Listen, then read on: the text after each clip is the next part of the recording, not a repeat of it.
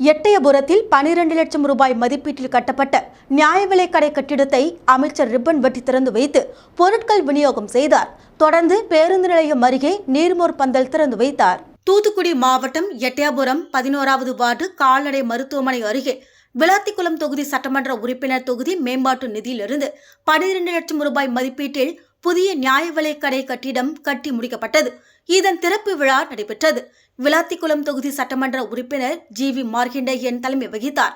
இதில் சிறப்பு அழைப்பாளராக சமூக நலன் மற்றும் மகளிர் உரிமைத்துறை அமைச்சர் கீதா ஜீவன் கலந்து கொண்டு ரிப்பன் வெட்டி திறந்து வைத்தார். தொடர்ந்து பொருட்கள் விநியோகம் செய்தார். பின்னர் எட்டயபுரம் பேருந்து நிலையம் அருகே அமைக்கப்பட்டிருந்த நீர்மோர் பந்தல் திறப்பு விழாவில் கலந்து கொண்டு துவக்கி வைத்தார்.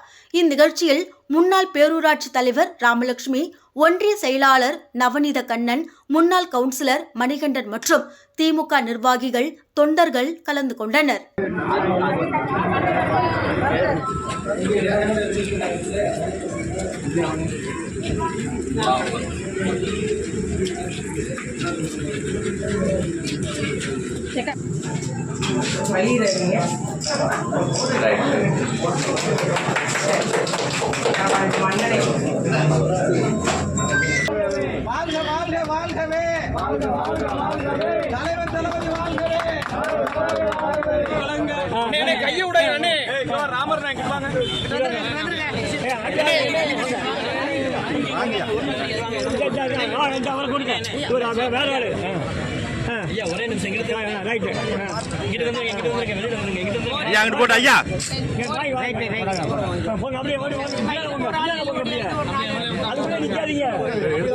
தூத்துக்குடி மாவட்டம் எட்டயபுரம் அருகே மின்னல் தாக்கி உயிரிழந்தவரின் குடும்பத்தினருக்கு ஆறுதல் தெரிவித்து பேரிடர் நிவாரண நிதியிலிருந்து 4 லட்சம் ரூபாய்க்கான காசோலையை அமைச்சர் கீதா ஜீவன் வழங்கினார். தூத்துக்குடி மாவட்டம் எட்டயபுரம் வெம்பூர் ஊராட்சி ராமசாமிபுரம் கிராமத்தில் கடந்த சில தினங்களுக்கு முன்பு மின்னல் தாக்கி உயிரிழந்த துரைபாண்டி என்ற விவசாயி உயிரிழந்தார்.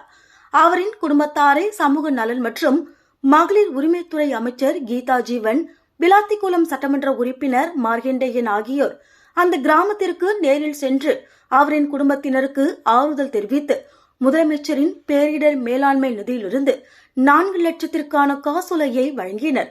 இந்த நிகழ்வில் எட்டயபுரம் வட்டாட்சியர் சுபா, ஒன்றிய செயலாளர்கள் மும்மூர்த்தி, ராமசுப்பு, சின்ன மாரிமுத்து, தூத்துக்குடி வடக்கு மாவட்ட முன்னாள் இளைஞரணி துணை அமைப்பாளர் இமானுவேல் உள்ளிட்டோர் கலந்து கொண்டனர்.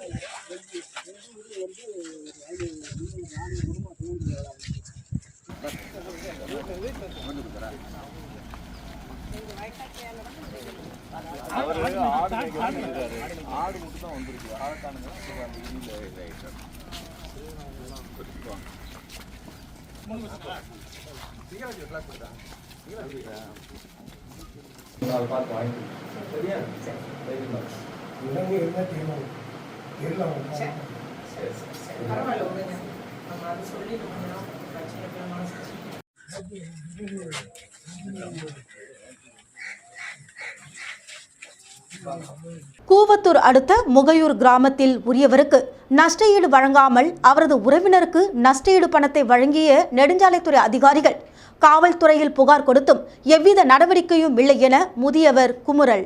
செங்கல்பட்டு மாவட்டம் கூவத்தூர் அடுத்த முகையூர் கிராமத்தை சேர்ந்தவர் ரவி. தற்போது தேசிய நெடுஞ்சாலைத்துறை சார்பில் கிழக்கு கடற்கரை சாலை விரிவாக்க பணிகள் 12.70 கோடி ரூபாய் மதிப்பில் நடைபெற்று வருகின்றன. மாமல்லபுரத்திலிருந்து முகையூர் வரையிலும், முகையூரிலிருந்து மரக்காணம் வரை ஒரு பகுதியும், மரக்காணத்திலிருந்து பாண்டிச்சேரி வரை ஒரு பகுதி என சாலை விரிவாக்க பணிகள் நடைபெற்று வருகின்றன. இதில் முகையூர் பகுதியில் உள்ள ரவிக்கு சொந்தமான இடம் சாலை பயன்பாட்டிற்கு வந்ததால் அந்த இடத்தை அளவீடு செய்து அதற்குரிய நஷ்டஈடு வழங்க தேசிய நெடுஞ்சாலைத்துறை முடிவு செய்தது. ஆனால் அந்த இடத்தில் வசிக்கும் ரவிக்கு நஷ்டஈடு வழங்காமல் நெடுஞ்சாலைத்துறை அதிகாரிகளின் அலட்சியத்தால் அவருடைய தம்பி, மனைவி சிவகாமியின் வங்கி கணக்கில் 10,91,993 ரூபாய் நெடுஞ்சாலைத்துறை சார்பில் வழங்கப்பட்டுள்ளது. என் பேரில் உள்ள இடத்திற்கான நஷ்டஈடு தொகையினை எனக்கு வழங்காமல் எனது தம்பி காலமான சேகரின் மனைவி பேரில் மாற்றி விட்டீர்கள் என பலமுறை நெடுஞ்சாலைத்துறை அதிகாரிகளுக்கு நினைவூட்டல் செய்தும் அதிகாரிகள் அலட்சிய போக்கை கடைபிடித்து உள்ளனர். அது மட்டுமல்லாமல் இவர் பேரில் மின் இணைப்பு, வீட்டு வரி ரசீது உள்ளிட்ட ஆவணங்கள் இருந்தபோதும் அவருடைய தம்பி மனைவியின் பெயரில் தொகையை நெடுஞ்சாலைத்துறை அதிகாரிகள் அனுப்பி உள்ளனர்.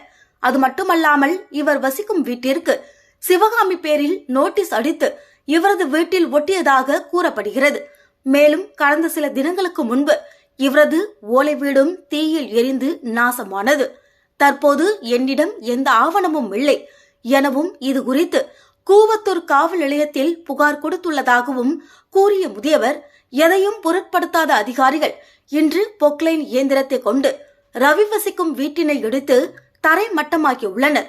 நான் தலைமுறையாக வாழ்ந்த வீடு என் கண்முன்னே அதிகாரிகளின் அலட்சியத்தால் உடைத்து நாசமாக்கியதாக கண்ணீர் மல்க தெரிவித்தார்.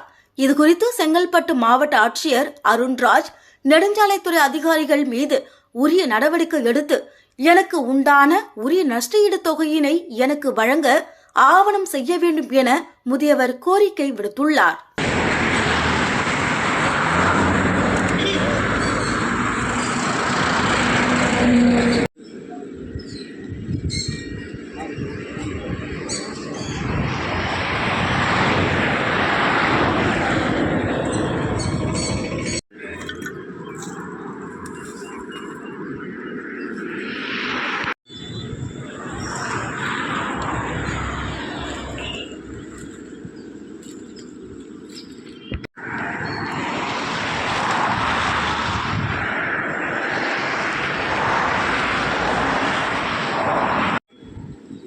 திண்டிவனம் அடுத்த நத்தமேடு ஓம் ஸ்ரீ ரண பத்ரகாளியம்மன் கோவிலில் சித்திரை திருவிழாவை முன்னிட்டு பக்தர்கள் பால்குட ஊர்வலம் நடைபெற்றது.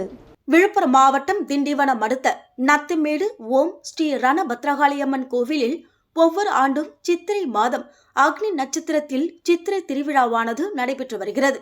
இந்த ஆண்டும் அக்னி நட்சத்திரமான கோவில் வளாகத்தில் இருந்து சக்தி மாலை அணிந்த பக்தர்கள் பால்குடம், சந்தனக்குடம் மற்றும் வேல் அணிந்து ஊர்வலமாக வந்தனர்.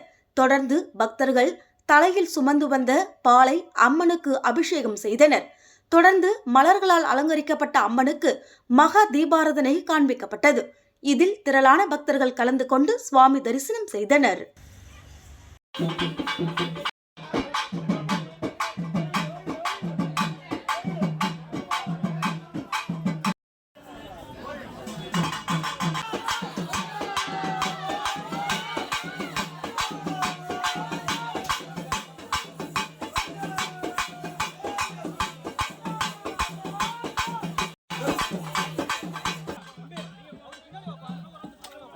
போயிடு அப்படியே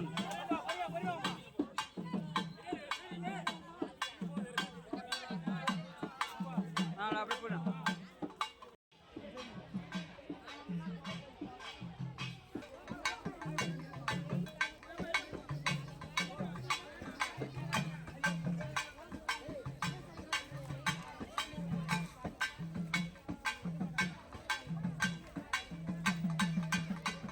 ஒலக்கூர் ஸ்ரீ காமாட்சி அம்பாள் சமேத ஸ்ரீ அகதீஸ்வரர் ஆலய 4ஆம் ஆண்டு பிரம்மோற்சவ தேர் திருவிழாவை முன்னிட்டு முதல் நாள் பஞ்சமூர்த்திகள் புறப்பாடு நடைபெற்றது. ஒலக்கூர் ஸ்ரீ காமாட்சி அம்பாள் சமேத ஸ்ரீ அகதீஸ்வரர் ஆலய 4ஆம் ஆண்டு பிரம்மோற்சவ தேர் திருவிழாவை முன்னிட்டு முதல் நாள் பஞ்சமூர்த்திகள் புறப்பாடு நடைபெற்றது.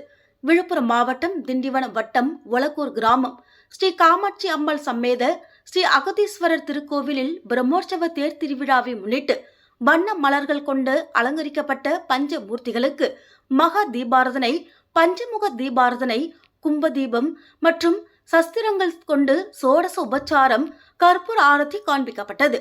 தொடர்ந்து பஞ்சமுக கோவில் உட்பிரகாரம் வலம் வந்து இரவு வீதி உலா நடைபெற்றது. இதில் திரளான பக்தர்கள் கலந்து கொண்டனர்.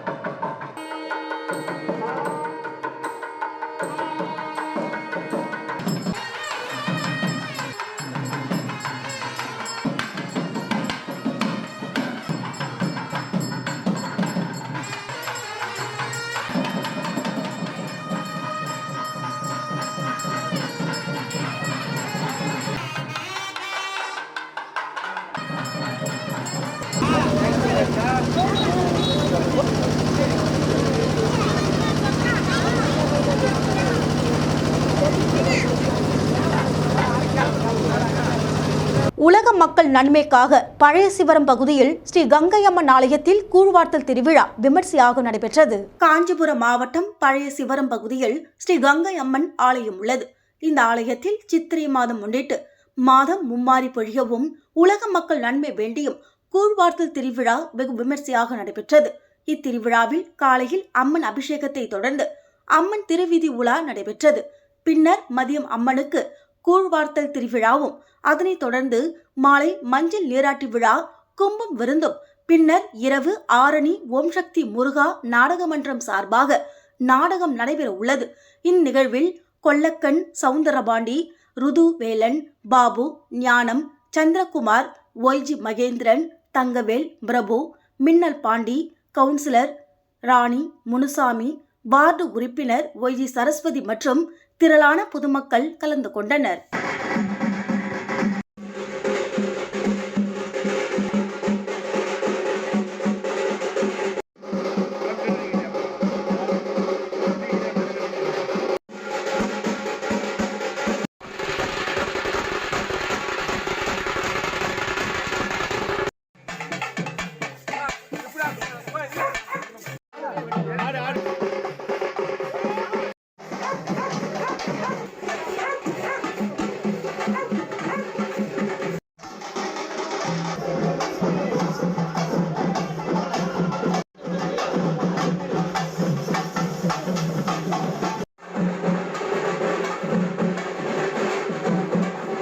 சித்திரை முழுநிலவு வன்னியர் இளைஞர் பெருவிழா மாநாடு பணிகளை பார்வையிட்டு பத்திரிகையாளர்களை சந்தித்த மாநாடு குழு தலைவர் மருத்துவர் அன்புமணி ராமதாஸ் அவர்கள் தயார் நிலையில் வைத்துக் கொண்டிருக்கிறார்கள். வேகமாக வேலைகள் நடந்து கொண்டிருக்கிறது. இந்த மாநாட்டினுடைய நோக்கமே சமூக நீதி அடிப்படையில் இந்த மாநாடு. சாதிவாரி கணக்கெடுப்பு மாநில அரசு நடத்த வேண்டும், மத்திய அரசு நடத்துவோம் என்று அறிவித்திருக்கின்றார்கள். அதற்கு மருத்துவர் ஐயா அவர்கள் சார்பிலும் பாட்டாளி மக்கள் கட்சி சார்பிலும் பிரதமர் மோடி அவர்களுக்கு என்னுடைய நன்றிகளையும் வாழ்த்துகளும் தெரிவிக்கின்றோம்.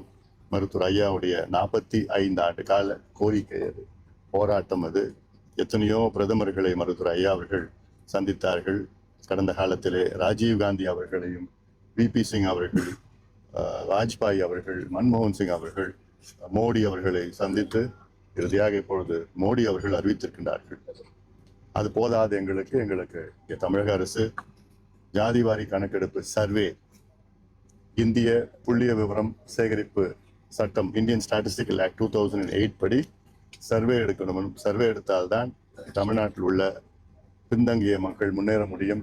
உதாரணம், இடஒதுக்கீடு பெறுகின்ற மக்கள், அதாவது தமிழ்நாட்டில் 377 சமுதாயங்கள் இடஒதுக்கீடு பெறுகிறார்கள். அதாவது 69 விழுக்காடு இடஒதுக்கீடு பெறுகிறார்கள். அதில் எம்பிசி 20%, பிசி 30%, எஸ்சி 18%, எஸ்டி 1%. எங்களுடைய நோக்கம் என்னன்னா, இந்த 69% இடஒதுக்கீடு பெறுகின்ற மக்கள் யாருக்கு கிடைக்கல, யார் அதிகமா தட்டி செல்கிறார்கள், யாருக்கு இன்னும் போதல, யாருக்கு சுத்தமா கிடைக்கல, இது தெரியணும்னா மாநில அரசு தான் கணக்கெடுப்பு நடத்தணும். மத்திய அரசு கணக்கெடுப்பு நடத்த முடியாது. மத்திய அரசு நடத்துகின்ற கணக்கெடுப்பு ஒரு மேக்ரோ லெவல். தமிழக அரசு எடுத்தால் அது பசுவந்தனையில் உள்ள புனித இன்னாசியார் ஆலய திருவிழா கொடியேற்றத்துடன் துவங்கியது. தூத்துக்குடி மாவட்டம் விளாத்திக்குளம் சட்டமன்ற தொகுதிக்குட்பட்ட பசுவந்தனையில் அமைந்துள்ள புனித இன்னாசியார் ஆலய திருவிழா கொடியேற்றத்துடன் துவங்கியது. அருட்தந்தையர்கள் தயாளன், சந்திஸ்டன், வின்சென்ட், ஜான்சன், குழந்தைராஜ் மற்றும் கீழமுடிமண் பங்குத்தந்தை ராஜன் ஆகியோர் கலந்து கொண்டு கொடியேற்றி வைத்து சிறப்பு திருப்பலி நிறைவேற்றினர். இந்த கொடியேற்ற திருவிழாவில் பசுவந்தனை மற்றும் சுற்றுவட்டார பகுதியை சார்ந்த திரளான கிறிஸ்தவர்கள் கலந்து கொண்டனர். தொடர்ந்து நிகழ்ச்சிக்கான ஏற்பாட்டினை கோவில்பட்டி ஏகேஎஸ் குடும்பத்தினர் செய்திருந்தனர்.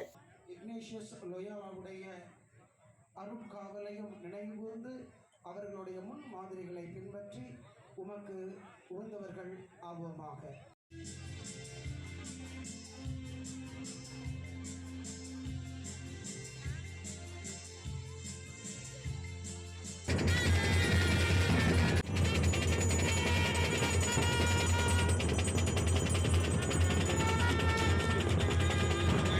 இன்னாசியாருடைய திருவுருவம் தாங்கிய கொடியை நோக்கி நீங்கள் உங்களுடைய வேண்டுதலை எழுப்புங்கள். புனித இன்னாசியாரே எங்களுக்காக வேண்டிக் கொள்ளும். சொல்லுவோம்.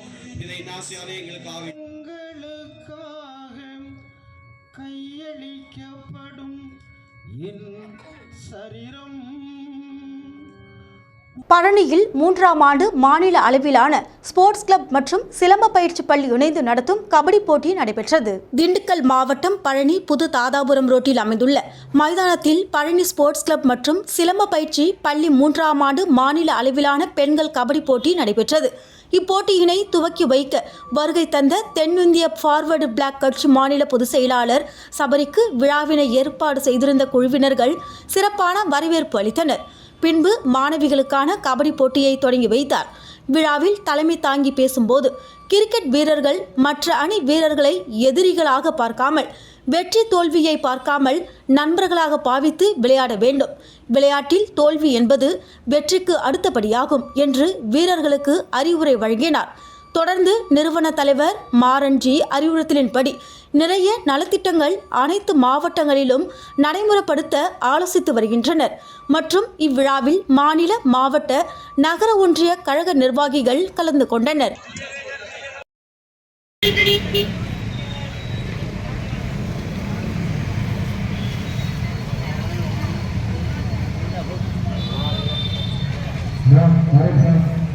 மணப்பாறை திருச்சி மாவட்டத்தின் தலை சிறந்த அணிகளில் ஒன்றான 7 குயின்ஸ் மணப்பாறை அணியினர் மாவட்டத்திற்கு வருது பழனி வட்டத்திற்கு வருவதற்கு விளையாட்டு முறை சிறந்த முறையில் நடத்தப்படுகிறார்.